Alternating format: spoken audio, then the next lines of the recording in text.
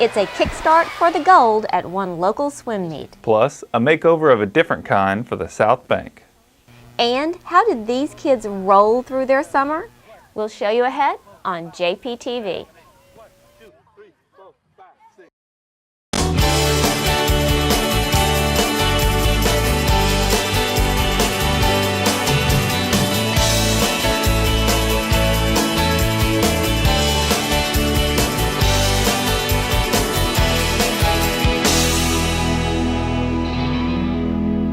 Welcome to JPTV. I'm Garrett Teague. And I'm Pam Roman. Thanks for watching.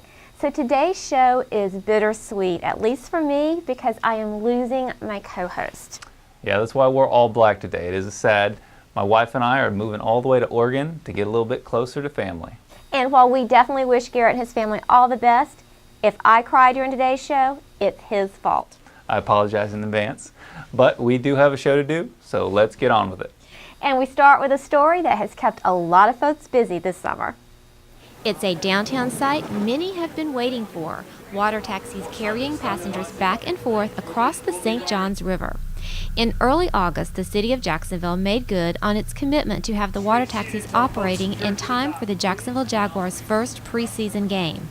This following several weeks of no service after the previous provider chose to end its city contract. The city made a series of quick decisions in its efforts to get the boats back in the water and admits that it made some mistakes and also learned some lessons along the way.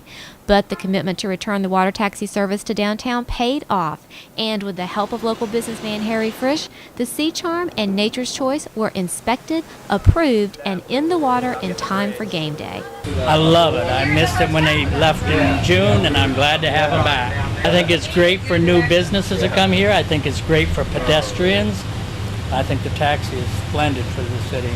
Lakeshore Marine will operate the taxis under a temporary contract with the city while negotiating a longer-term arrangement. During Jaguar season and while construction continues along the Southbank Riverwalk, the water taxis will operate 3 sites during the week: the Jacksonville Landing, Friendship Fountain, and a temporary site along the South Bank. During football games and other stadium events, the service will also drop off and pick up passengers at Metropolitan Park Marina.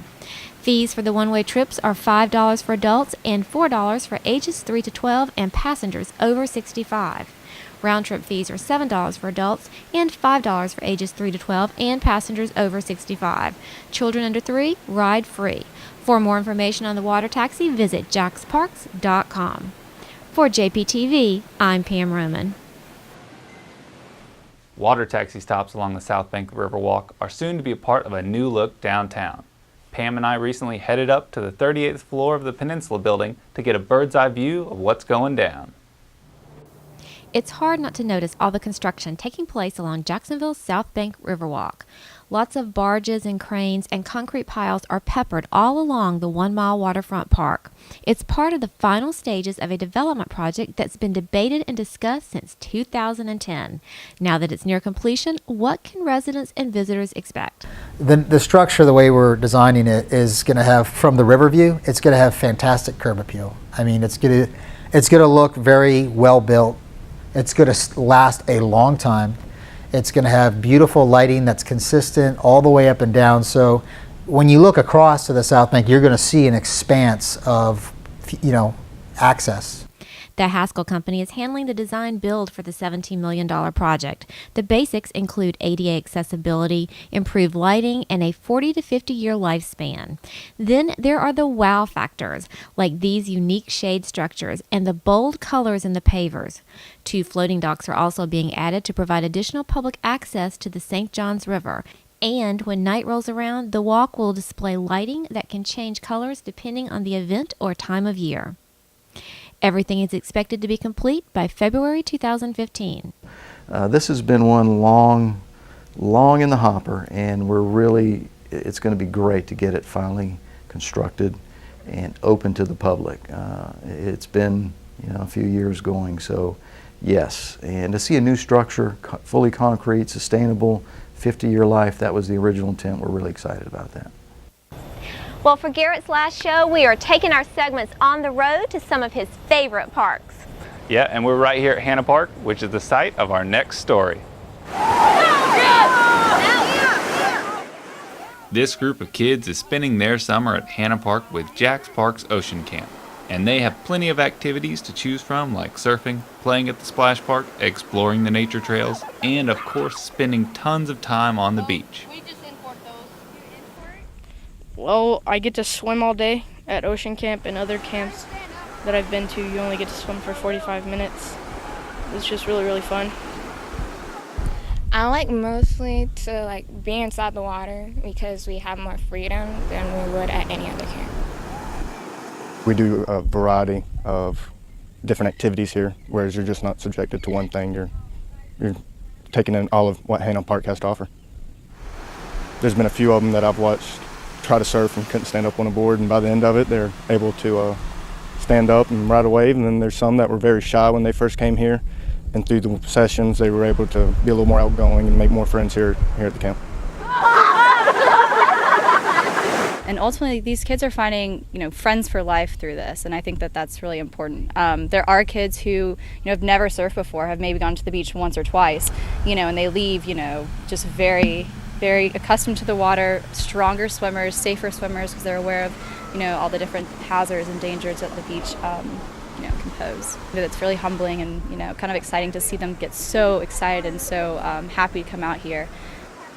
If you like the beach and you like to be inside the water a lot, then you should be coming to Ocean Camp. So stay connected with Jack's Parks and surfs up at Ocean Camp next summer. Coming up, an exploration for the entire family. And what do these tests say about Jacksonville's river? It's all ahead. Stay with us.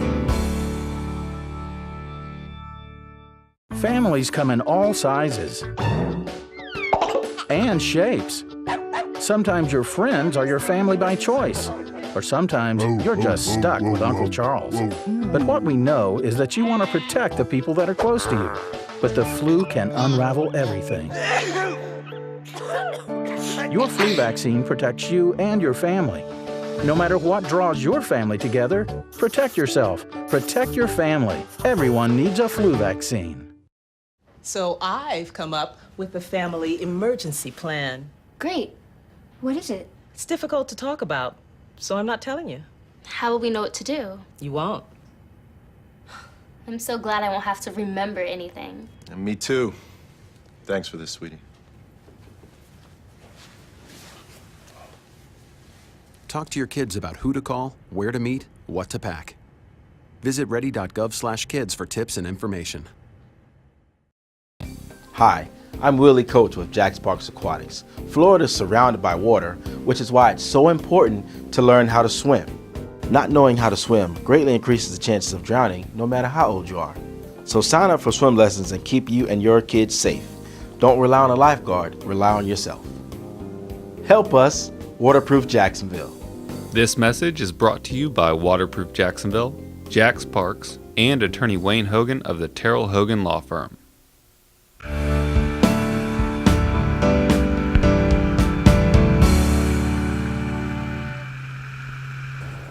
Welcome back to Jack's Parks TV from Hannah Park.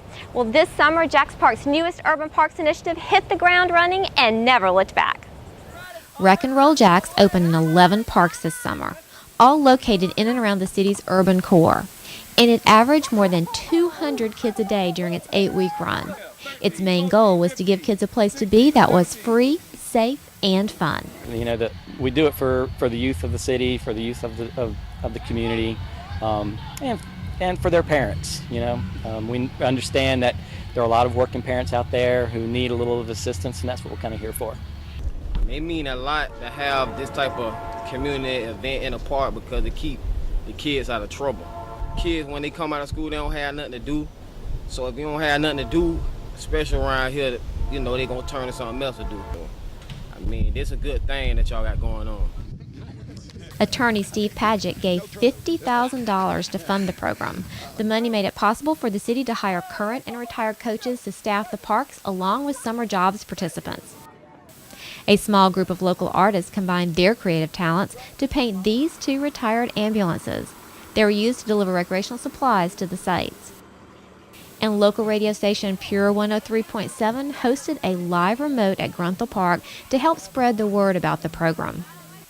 Other businesses, nonprofits, and city staff also spent time at the different sites. And from what we've seen and heard, it looks like the adults had as much fun this summer as the youngsters. If I had to die and go to heaven, I'll come back to Granthal Park. You know, I thank the Paget brothers for giving us the opportunity to work in the park and work with the children in the area. You know, they have been the most outstanding kids you could be around. You know, you can't get rid of them. You know, they stay around you like lint on clothes. You know, so I just enjoyed it all summer long. Wreck and Roll Jacks even received national attention. Visitors from the National League of Cities recently came to town to observe the program for best practices.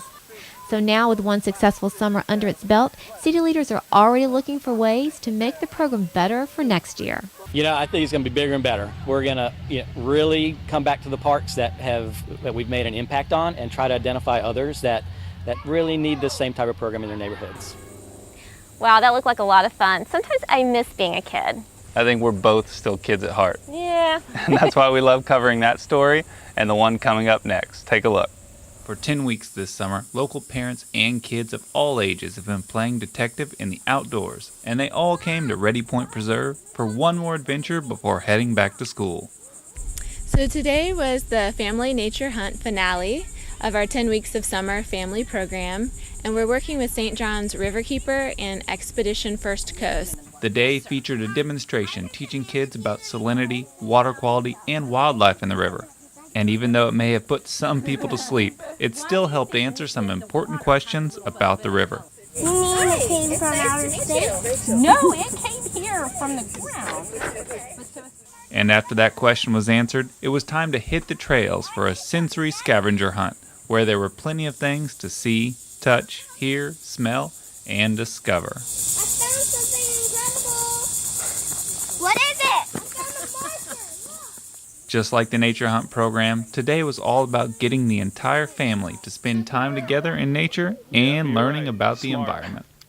I think once you get kids outside and into nature and they can really experience it firsthand, touch things, smell things, see things on their own, and just make that connection, it really teaches them to want to protect it. So it builds the environmental stewardship. I heard that manatees are becoming extinct. Well, when we get whole families out enjoying the process, it's something they can talk about when they go home. A lot of times when children are in school, and we do lots of school programs, and we really enjoy them, and I know the kids learn a lot. But then they go home, and at the dinner table, not often do the parents know as much about the St. Johns River. So here we have been able to ignite the whole family. And hopefully they will be talking about this when they go home tonight and then many months to come. If you need any more reasons to get outside, young Scott Busey will try to persuade you. I just tried to persuade them about what nature's like, and how much they can do, and how much of a variety of things there are to do. While on the other hand, if you stay inside, there's not so much that you can do. So head over to jacksparks.com, funforfirstcoastkids.com, stjohnsriverkeeper.org, or Expedition First Coast's Facebook page to find out more fun outdoor activities for the entire family. Later in the show, we'll learn about one man who inspired generations of kids in Jacksonville. But first, a kayak, a paddle, and a trip on the river is just ahead. Can you tell? Can you tell? Does it look like I'm fighting a disease? Fighting. Fighting. Fighting for my life. Like my life expectancy is shorter than yours? There's no outward sign. But we're battling every day. Every day. Every day. Worrying, testing, treating, fighting, diabetes. Diabetes has been called a silent epidemic. It's time to call it out for what it is. Help us raise awareness, hope, and vital funding. Help us stop diabetes. This message brought to you by USFA and your local fire department. Stay fire safe this summer. Only use grills outdoors, away from siding and deck railings. Clean grills often and remove grease or fat buildup. Make sure your gas grill lid is open before lighting. Have a 3-foot safe zone around grills and campfires. Keep kids and pets clear of the area. Dispose of coals after they cool in a metal can. Never leave grills, fire pits, and patio torches unattended. Learn more at usfa.fema.gov. Are you looking for a place to report a pothole in your neighborhood? Or is there litter in a park? Maybe you just want to find the trash pickup schedule. Well, 630 City is your answer for that and many more city services. Just call the friendly staff at 630 City or go online to 630city.coj.net to easily report any issues in your neighborhood. At 630 City, we want to be your trusted resources. We're here to serve you.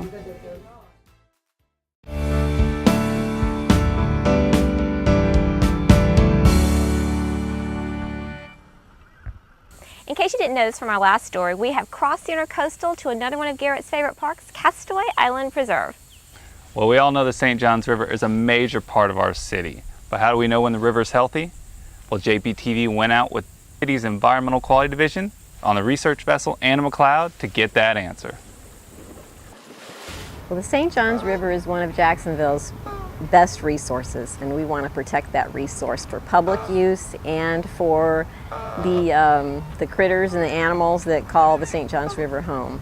So we go out on a boat to 10 designated sites all up and down the St. Johns River within Duval County, and we analyze for nutrients and some other parameters like BOD, biochemical oxygen demand, and dissolved oxygen, salinity, connectivity, and solids. We just try to find out what's going on with the river. The data is compiled and sent out to various agencies where it's used to monitor trends and the status of the river. This all sounds very scientific, but why is it important to you and me? The St. Johns River is a very complicated ecosystem, and so it changes daily. And in order to keep track of, the health of the river, you have to be out here all the time, finding out what's going on. The quality of the river or the health of the river really defines the health of the community in some ways. And the river needs to be healthy. A lot of people use it for recreation. If you don't have a boat, you can still come to these parks and still enjoy the river or go fishing. And so it's critically important to the city. To get an in-depth look on the status of the St. Johns River, check out the latest State of the River report at sjrreport.com and find out more ways the Environmental Quality Division is working to protect the environment for you and your family by going to coj.net. A lot of people spend time taking care of the river, and some people spend time enjoying it, like our summer intern Don White, who produced this next Kayak Jack series. Take a look. Hey, I'm Joe Crespi and I'm with First Coast Outfitters, and I'm here today with Jack's Parks at the Arlington Road Boat Ramp. We're here today to do some kayaking on the St. Johns River, but before we do that, let's go over some safety tips. When paddling at Arlington Boat Ramp, there's a couple things to keep in mind. You should always check the tide and weather reports. Be sure to bring along a communication device, whether it's a cell phone or VHF radio. Always have a life vest or PFD, a whistle, and make sure you have a flow plan that lets someone know when and where you'll be back. Alright, let's go for a paddle. Be careful when launching at the Arlington Boat Ramp. The ramp has a tendency of getting slick year-round. Make sure you're wearing some form of foot protection when launching. When you're out on the water, it's always important to be aware of your surroundings. Boat traffic can be heavy at times, so make sure you're aware of that. Another thing is you always want to make sure that you're checking the currents. We've got extremely strong currents through to downtown during incoming and outgoing tides. Once you get on the water, you can head north or south. If you paddle south, you head towards Exchange Club Island, where you can get out and stretch your legs and enjoy all views from all sides of the island. If you go a little bit further, you'll be able to get a great view of the downtown skyline. If you head north, you'll pass by Jacksonville University and be able to check out the campus. If you keep going, you'll reach the point where the Trout River meets the St. Johns River. This is where the river turns east towards its final destination, the Atlantic Ocean.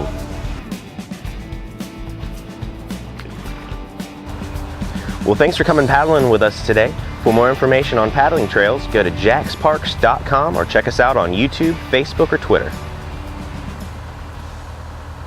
After the break, it's more than a sport, it's an outlet that spans generations. Stay with us. Hi, I'm Joni Maskell with Swimming Safari Swim School. Florida leads the nation in accidental drownings for children under age 5. We need to prevent this.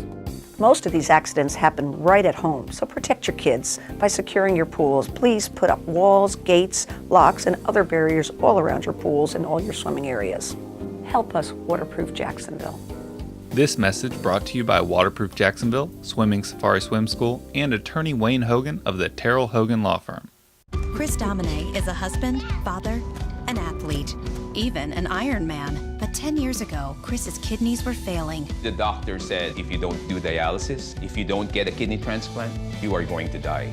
Then Chris received a second chance, made possible by an organ donor. Your well-being changes from loss of hope to better times ahead. Imagine what you could make possible. Learn more and sign up as an organ, eye, and tissue donor. Go to organdonor.gov. Global warming is a problem. It's a problem. I wanted to do something to become more energy efficient. To protect the environment. To protect the future. So I turned to Energy Star for help. Energy Star is helping me be part of the solution. Everyone can join the fight against global warming. Go to EnergyStar.gov to learn what you can do. Together, we can all make a difference.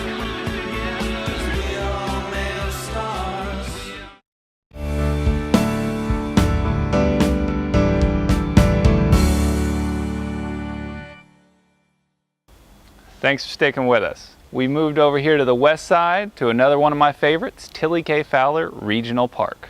That's right. It's also the home to our famous park naturalist and frequent show guest, Gene Schubert, who has nothing to do with our next story from the Cecil Aquatic Center. This guy may not be the Oscar statue, but for the swimmers and spectators attending this year's Jacks Parks Division swim meet, he means a lot more than just winning a category. Well, it's a great opportunity for the kids to be able to just get out and swim at all different levels of competition. We have kids that have never swam before and kids that have been swimming for several years. So it's nice to be able to see the kids grow from the beginning of the year to the end of the year. So it's a really great opportunity for kids that might not be able to join a bigger swim team that come out here and have the same opportunities.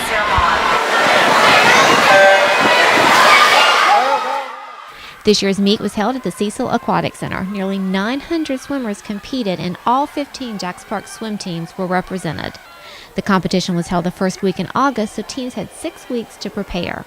Fletcher, Oceanway, and Ed White pools took first place in their divisions. But win or not, most of the competitors were there for one simple reason. They love to swim. It's a lot of fun to come out here every year to swim with kids with similar interests. And it's a lot of fun. It's a lot of work, though, to get here, though. So it's a good reward. I think it's fun because we get to see all of our friends and we get to compete, and I like competing against people, so yeah. It means a lot to me because we're all out here doing what we like to do and just competing and having fun, so yeah. For more information on Jacks Parks aquatic programs year-round, visit online at jacksparks.com. Our next piece features a local legend who used swimming to give others an opportunity to succeed.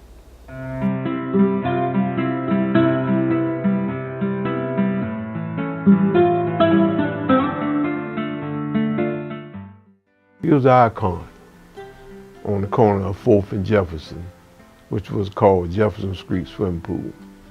He treated us as one.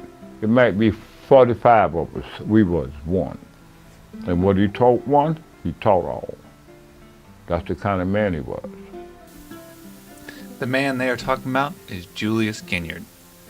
After losing his parents when he was only 9, he went on to become a Navy sailor, Golden Glove boxer, Olympic trial competitor, and finally settled in Jacksonville, where he dedicated the rest of his life to molding the next generation through his constant presence at the Jefferson Street Pool.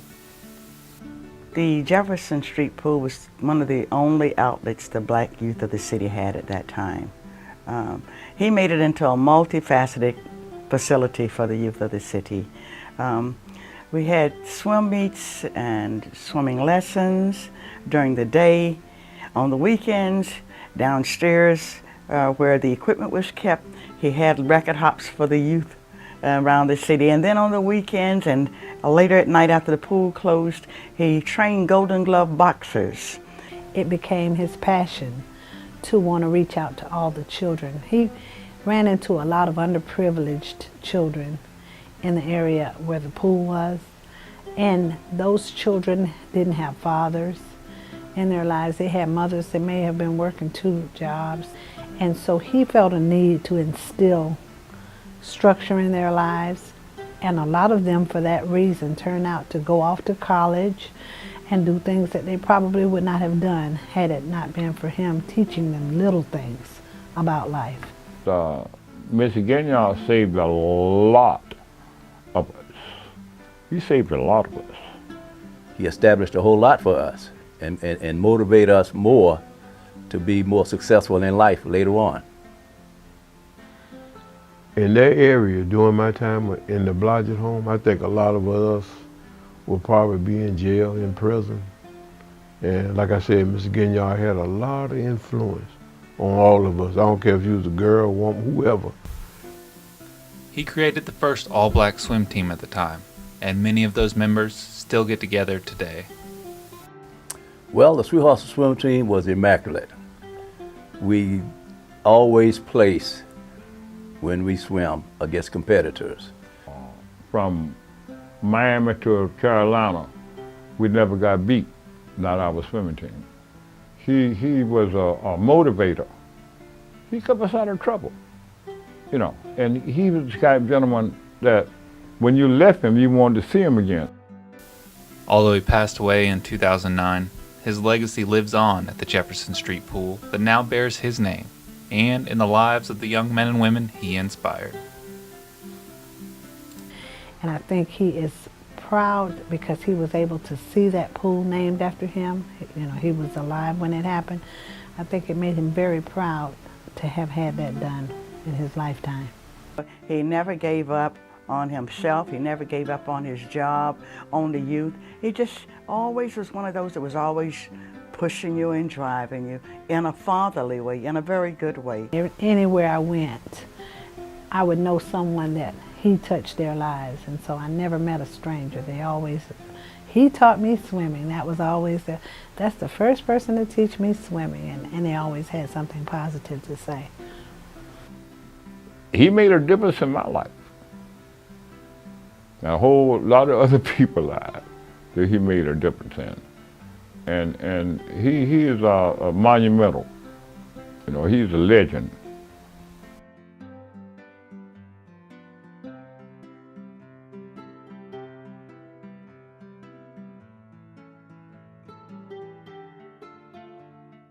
Well, that's it for this edition of JPTV and, sadly, my final show. But even though you won't be able to see this beautiful face each month, you should still stay connected with us. And you're going to stay connected with us too, right? So let's tell him how to do that. Facebook, Twitter, YouTube, Pinterest, Instagram, and Google+. Absolutely. I think I'll remember. And don't forget about jacksparks.com and jacksparkstv.com. So I guess I'll see you here next time. And until then, I will see you in the parks. Cannot believe you are leaving me here to do this all by myself. I just can't believe it. It'll be hard to follow this, but I think you can do it. You ready? Don't touch